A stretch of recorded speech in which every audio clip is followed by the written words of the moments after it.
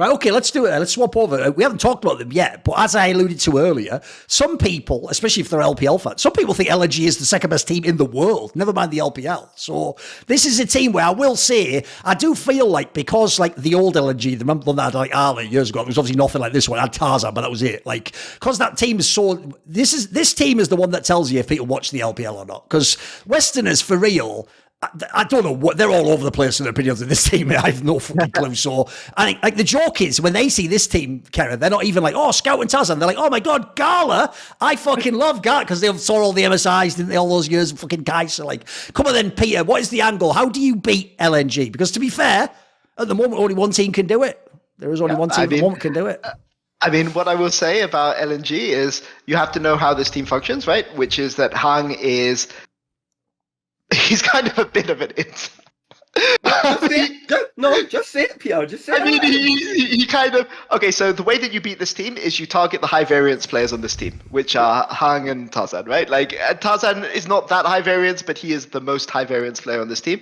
I want this team to do well because it is rumored that Gala has a contract which says that if this team does too well at Worlds, he has to go back to RNG. Oh, really? What the fuck is that context? If you make it to the if they make it to the brackets, Gala goes back to RNG. That's so mad as a concept, though. Okay, what the fuck? It's rumored. I wouldn't know anything, but I saw it. I saw it on some Chinese threads, and I saw it on Reddit. So it must be true.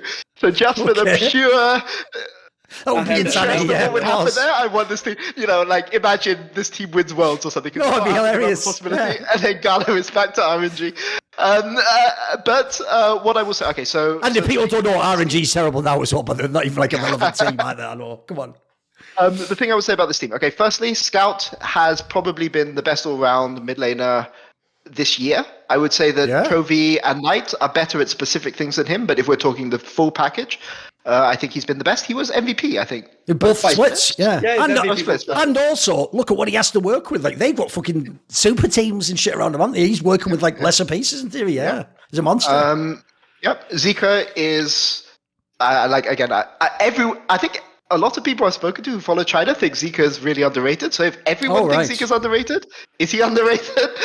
Or is he like... No, it's because his like rise was like meteoric, mate. Is like the revelation of the split, isn't he? Yeah, exactly. Yeah, because the thing was like I remember sending them to Jensen. There are so many funny clips of like Zika's hands just like melting down in team fights. Right. And then like there's like a Camille clip where he like misses ult, think about that, but how impossible that is. Flash and fails to E over the wall. And like there's so many like good ones. So and then he became a good player.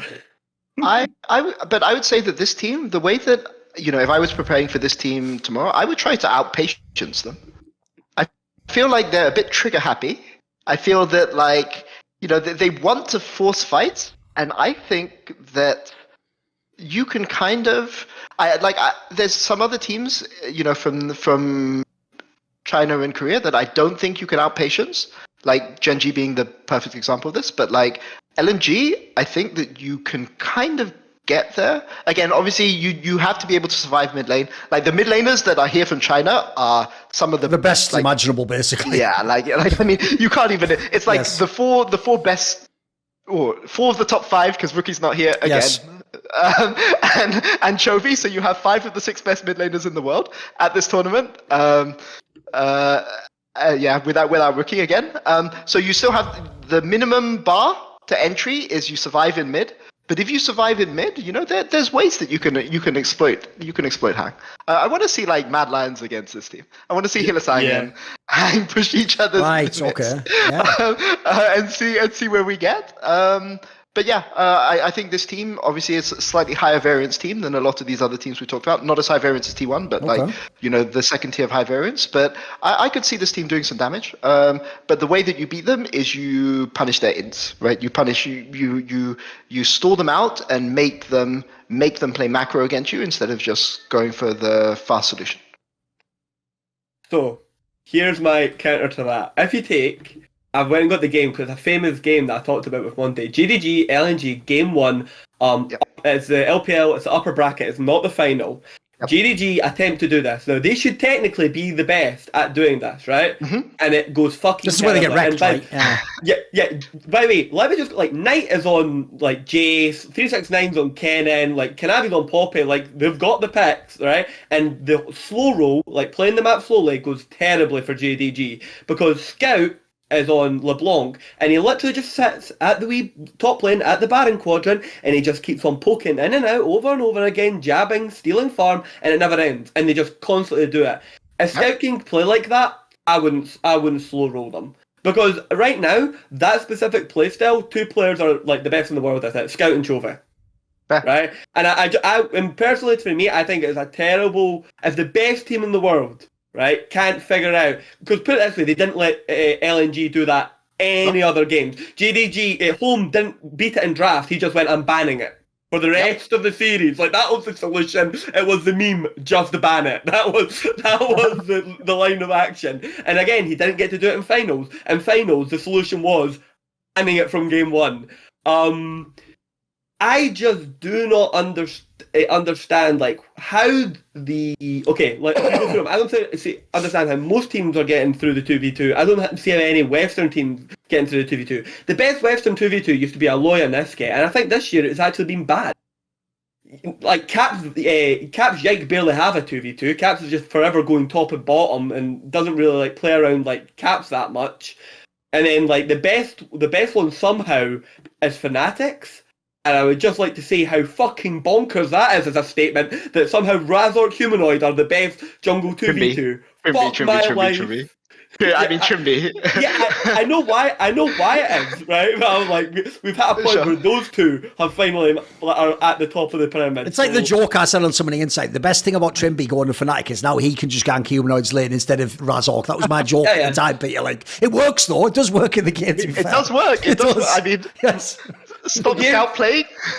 Yes. Here's a couple of things about LNG. Right, everyone's just taking it matter of factly. Zika's going to keep playing like this. If you take the year as an average, that's most likely not going to happen. Spring playoffs is part of the reason they lost in spring playoffs, by the way. Summer playoffs. Of that time period, only summer playoffs he was elite. And everyone's basically just saying, yeah, he's going to keep playing like that. Right, yes. Okay, for no other player are we thinking like in that way. We've never thought about that as like and for any rookie ever. Now, I'm quite happy to accept that might happen, but it's like as a big gamble. The second part is, and this happened last year, is to say that like a top team doesn't just like move away from their style, predicated on like the meta picks of like what's going to be getting chosen. For example, like, say it like the jungle matchup ends up being like more farming, and like if you look at some of the picks that LNG has, they like do the slow roll and the scaling. I don't want them as a team to move away from that 2v2, because that 2v2 to me is like the best part of like, that's how they beat Knight Kanavi. Like, they are better than Knight Kanavi. That's how they beat those teams, right? But if they in an attempt to beat GDG, because they've lost with it, like, go this other way, and then, like, you know what I mean, they end up being a lesser team against everyone else because they lost to GDG. I feel like sometimes teams will do that to themselves without realising, like, seeing, like, the risk-reward. The other problem is yes, this is a good meta for Gala, because he's going to have access to Kai'Sa. But here's the problem. Kai'Sa's going to be a contested pick, right? Everyone's just pretending that somehow the coaches all forget that he can play it and he just gets it every game, or the other people don't pick it. What do you feel, Peter, about Gala on like the other ADCs that are like possibly going to be like put forward at like, this tournament? Like he for example has like the Ziggs, you know what I mean? Like that's, and which is good, you know what I mean? Being able to like play it, you've seen the effectiveness of having in draft. Like what do you think of like Gala's champion pool going into this world, outside of the fact that his Zaya's always been really good too. Like Kai'Sa's, I think his Zaya's almost at the same level as his Kai'Sa. Okay. But sure, I mean, I accept that. Firstly, I think your point about playing slow is fair. I think you have to shut down Scout and play slow. I think. Only one team managed that. Yeah. So no, I mean, I accept that as a point. I think that he is vulnerable on other picks. I mean, like, But sales of that, like I feel like Galahang are like the prime team to just lose to like Karza Halisang on certain 2v2s, or to lose to like Mickey Hamsama, yeah. Mickey Hamsama on like a Callista picks. Like I think there's like, quite a few bot lanes could run the jewels on them. The other thing that's dangerous about LNG, and it's another little problem with Hang, is their objective setups are fucking dog shit. And the way they ward for flanks is horrendous. As in, they don't do it. It is non-existent at times. They straight up just flip objectives, and people are on flanks, like Knight on Annie, and he blows up 3 people. And you find out the hard way why having people like Hang on your team can be very detrimental. That is one of the problems I have with LNG, where like I think they are just really, really, really, really good, but there's like some weaknesses kind of got like glanced over. Okay. I do think they're like a top 4 team at this World Championship, but I think a lot of people have got them at second, and it's like a concrete 10 second with no idea that they can go down. Where I have them, I think they're like 3rd or 2nd, with the hypothetical that they could be like, you know what I mean, they could go down to like 5th, 6th, maybe, if things go really poorly. I'm not as concrete on their placement as I am about like JDG being 1, even though they took JDG to game 5 twice, for example. I'm excited to see what they pick into Braum. Cockmore Braum. Yeah. Oh, like, I mean, okay, assuming Rakan is out, right? Like, what are they going to pick? Well, what is Hang going to pick? Is he going to go on his Lulu? I was just checking his Lulu stats from this year. He is 1-4, 1-7 on Lulu this year. He can't play Lulu. Yeah, he can't but like I'm just looking at his stat. 1-4. Yeah, okay. But I mean, the thing is that he's not one. Like he's not insane on like these enchanters, and you know G2 are going to pick Kog'Maw Braum. They're going to pick like Draven with counterpick support. They're going to go Kalista with counterpick support. You know, what are you going to do? Let's say you're forced to trade Kai'Sa Zayabans, right? What are you playing into these champions? That's what I'm really looking forward to. They'll pick Nautilus, bro. They will. They'll pick Nautilus, and Hang will like run it in. Like that is the crazy part. And here's the bonkers bit: their 2v2 mid is so good, and some of their like early like skirmishing and like sideline pressure that Scout produces and Zika's produce is so good that they win in spite of it. Like there's literally a game I think Ruler missing 3 kills up on bot lane. And GDG lose it. I think it's not the final again. It's the upper bracket. Like it was like, you know the one I'm talking about. Like I know the game. Yeah, it's the only time it's like ever happened. Like it was like a mad stat that like every single time Rulers leaves lane with more than like a certain amount of gold, like GDG won the game, and that was the first time they lost it because like he got caught once, died. There you go. The game was over. They are really a team that is. They win in spite of some of their flaws because in certain areas the other players are just so specialized. Like I would not want to be going into like lots of team fights against like Tarzan. I think Tarzan's just one of the best like team fighting junglers, like kind of off the period. It's just bonkers some of the stuff that guy's able to do. Like there was like the Wukong game and stuff. Like it's absolutely crazy.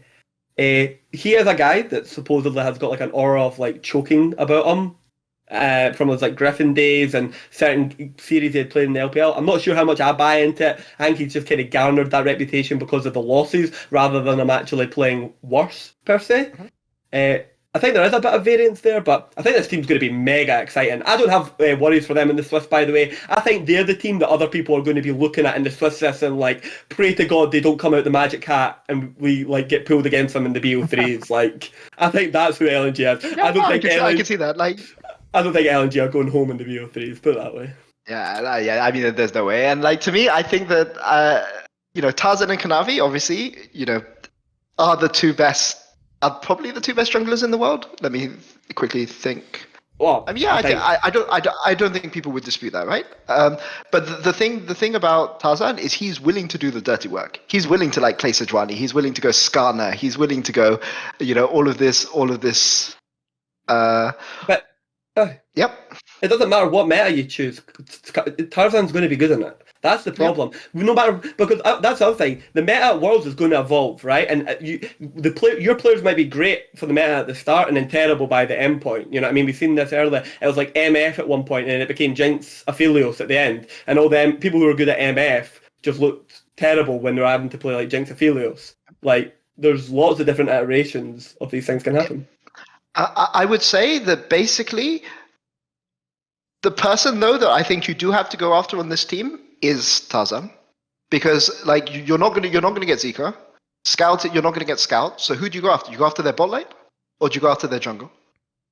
I think if you try to attack Tarzan, like you have a smart level 1 plan, you have something that can go and fight him 1v1 in his jungle, you stop Scout's ability to transfer his pressure early.